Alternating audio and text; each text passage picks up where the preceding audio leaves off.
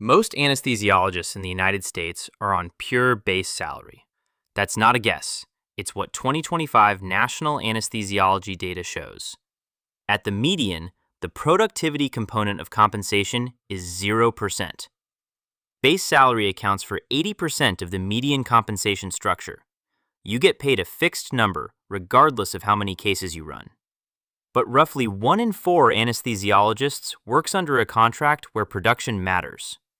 The mean productivity allocation across the full dataset is over 9%, and for that group, the dollar amount per ASA unit is the single most important number in their contract, and most of them have never calculated it. Here's why that gap is a problem.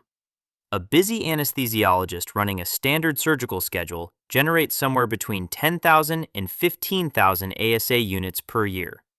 That's a reasonable real-world range for a full-time physician in a mixed surgical environment. Note, primary national data does not report ASA unit volumes directly, so these are approximate benchmarks based on published anesthesia productivity literature, labeled assumptions, not primary dataset figures. Now look at what the market supports per unit by setting. Again, these are approximate ranges, not from the primary dataset. Academic medical centers typically land between $50 and $70 per unit. Hospital-employed positions run from $55 to $75.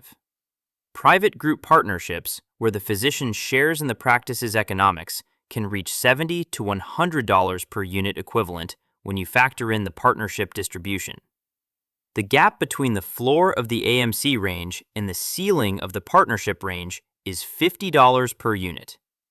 Even a conservative $5 gap, say 60 versus 65, generates $50,000 to $75,000 per year at those unit volumes. That's not a rounding error. That's a car payment every month. That's a retirement contribution.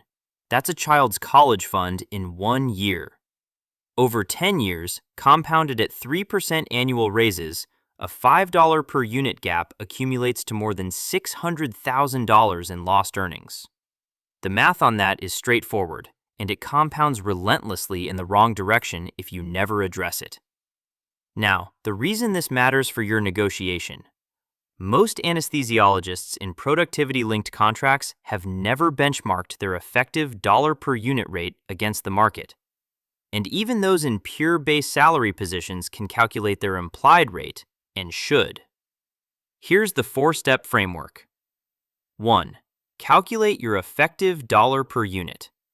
Take your total annual compensation. Estimate your annual ASA unit production from your billing records or AQI data. Divide. That number is your effective rate, and it belongs in your negotiation. 2. Establish your target range by setting. Academic, hospital-employed, or partnership track each has a different ceiling. Know which category your contract falls into and what the approximate market supports for that setting. 3. Build your evidence case. Your unit volume trend, your case mix complexity, your call burden, these are the inputs that justify moving up the range. If you're running more units than a comparable peer, you should be paid at the top of your band, not the middle. 4. Execute. The negotiation conversation is this. Here is my effective rate. Here is what the market supports for this setting. Here is my production data.